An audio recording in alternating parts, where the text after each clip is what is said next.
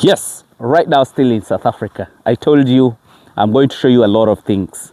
Those guys who really wanted to do bozmaras, bozmara is where we are. In this farm where we are, we even have stud bozmaras. Just imagine.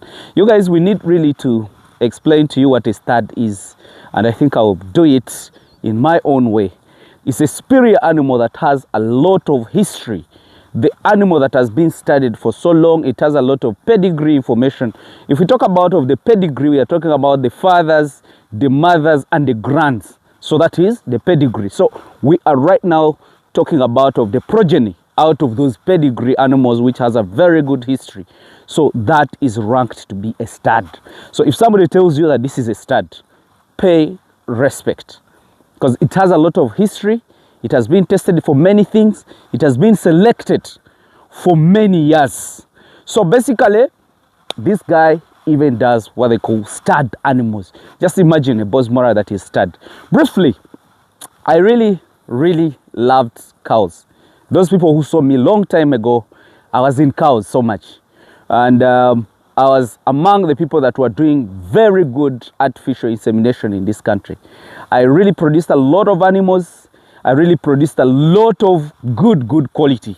And if you could go to Zimbabwe and they show you that that is Hamis's kid, definitely you will know how much it costs to be with Hamis's breed. So that was just a debrief to remind you about the history I had about the animals. But right now, when I came to South Africa, I said, I have to check out this. And I let you guys understand how these guys are really doing. So those people who wants to get animals from here to Uganda, to other African countries, bozmara is one of the breeds that I would advise. Why? Because when we look into the chart of the history of the performance of the animals, like mostly the beef animals, sorry about the dairy guys, I don't like alerts about dairy because it has a lot of work. But as Hamis, I really love beef or meat, basically. So where we are on bozmara. And why would we say bozmara? Maybe in one side, bozmara's growth rate per day, its ability to grow per day, it can attain 1,300 grams. That's over a kilo and 300 grams. So basically, I'm in a very good farm which has a very good stud animals of bozmaras. So I've now gone back into my mind of doing cows, and it's really a very good farm. Guys, look at these animals and the history of bozmara. Per day, if it grows 1 kilo and 300 grams, do you know its maximum weight? It can go up to 1,500 kgs live weight. That's 1 ton and 500 kgs.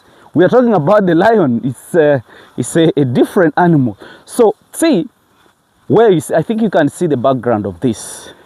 It's hilly, but guys are only looking at the lower part of the country. It's hills. This is hills, just in the valley. Why are these people doing this? Because they really love to do farming. For us in our country, we don't have such places. Maybe in Kabale or somewhere there. But we have flat land, we have fertile land, we have best kind of things, and we cannot actually emphasize and do this kind of stuff. Look, where we are, it's winter, but actually, I'm lucky enough that today it's not very cold here in this region. I think these guys will advise me. I was even able to switch off all my jackets and everything such that I can be free, like getting free from the prison of the coldness. But actually, what I really wanted to show you is this breed of bozmara. So you people who have it in mind that you're doing animal farming, I want you to look at the breeds that can attain more weight, the breeds that are resistant to many diseases, the breeds that can attain more weight. And because this came from a local breed of South Africa, and it was bred to be a bozmara, and its weight is very good. So see what this guy is feeding these animals. What are we going to learn from this? One, these guys are seasonal. They are looking at the season of getting the grass. What I have here, this is called oats. And this grass is so sweet. And this guy cannot ably carry it to his farm because we cross the river to come this side. So growing it here and taking it the other side, it will be very hard. Let's know what this guy is feeding these animals to. He's actually doing like not artificial insemination. He's just doing natural mating. He selects his animals and he vets it, and then it allows it to breed. Then two, this guy is feeding these animals seasonally. Like now here, he planted this oats and is letting it these animals to eat it fresh. Then up home, there is what we call bales of alfalfa, bales of chloris, straws of, they have a lot of grasses, but they belong to the same class of our grass. Like the way you see chloris Guyana, the way you see rice straws, they even have barleys. Those are the grasses they use to feed these animals. But I really just wanted to show you, I wish this man could show you the muscles these animals are holding. So my clients who told me, Hamis, don't leave South Africa without showing me the bozmara breeds. And probably I might even have a chance of showing you how do these guys do the feedlots. And I might even have a chance of showing you those people who are doing Brahman. But as for now, that is what I can tell you. For the breeders, we look at many things. One, the weight gain of an animal. Two, the temperaments of an animal. Three, the maturity weight of an animal is also very, very important in this. So the color coat is very shining and really looking very nice. That means they can do a very good shoe. That's what I really wanted to show you about the bozmara. They are really very good animals. I really advise you, and they are here in South Africa. I couldn't go back without at least visiting such a farmer.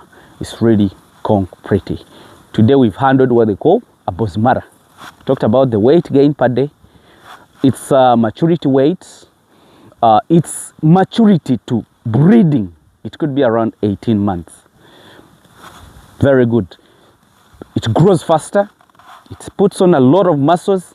I really need to find out its marbling.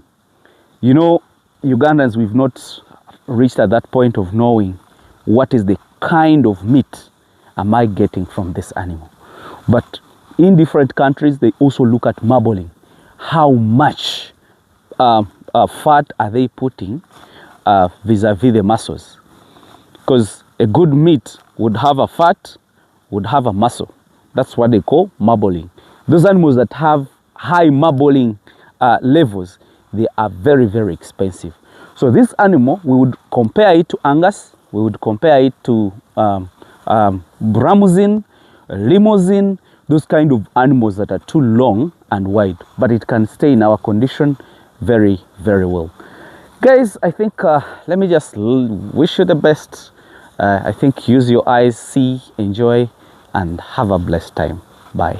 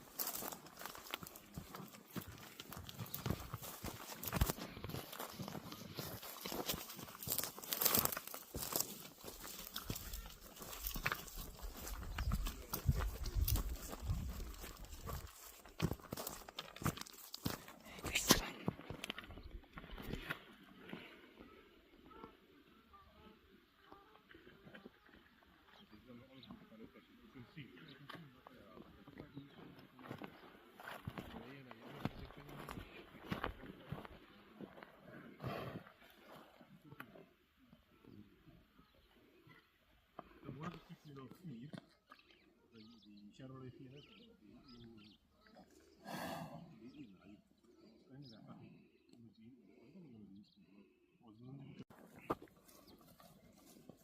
ik heb er niet bij.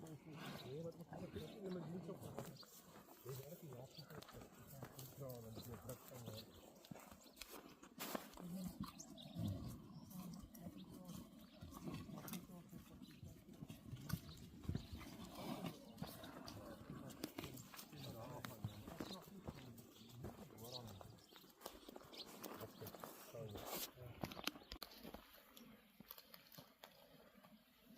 Dat is ook een steenwoud. Kijk wat ik denk.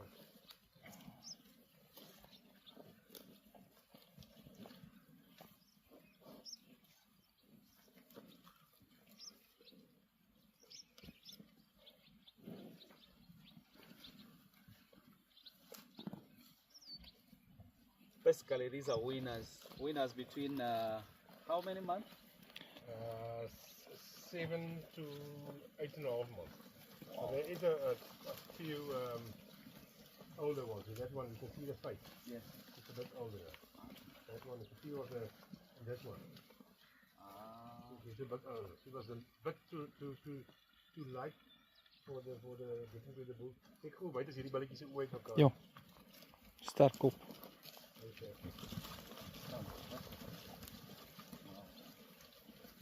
Good.